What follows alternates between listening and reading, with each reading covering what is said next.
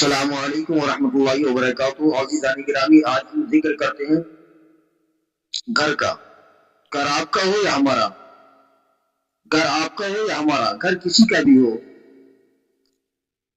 بہترین گھر اور بدترین گھر دونوں کی پہچان کرتے ہیں کہ بہترین گھر کون سا ہے اور بدترین گھر کون سا ہے۔ حضور اکرم صلی اللہ علیہ وسلم نے فرمایا کہ مسلمانوں کے گھروں میں سب سے بہترین گھر وہ ہے جس گھر میں یتیم رہتے ہوں، کوئی یتیم رہتا ہو اور اس کے ساتھ اچھا سلوک کیا جاتا ہو، وہ بہترین گھر ہے۔ اور بدترین گھر وہ ہے جس گھر میں یتیم رہتا ہو اور اس کے ساتھ برا سلوک کیا جاتا ہو، تو وہ بدترین گھر ہے۔ تو معلوم یہ ہوا کہ میرے عزیزو، یتیموں مسکینوں کے ساتھ محبت سے پیش آؤ اور اچھا سلوک کرو۔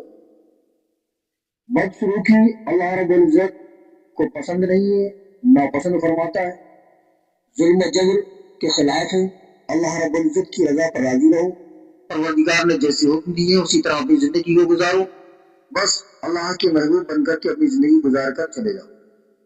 تو دوستو، ویڈیو اگر اچھا لگا ہے تو لائک کمنٹ کریں، شیئر کریں۔ جلد حاضر ہوں گے اچھی سی تعلیمات اور معلومات کے ساتھ۔ شکریہ۔ السلام علیکم ورحمۃ اللہ وبرکاتہ۔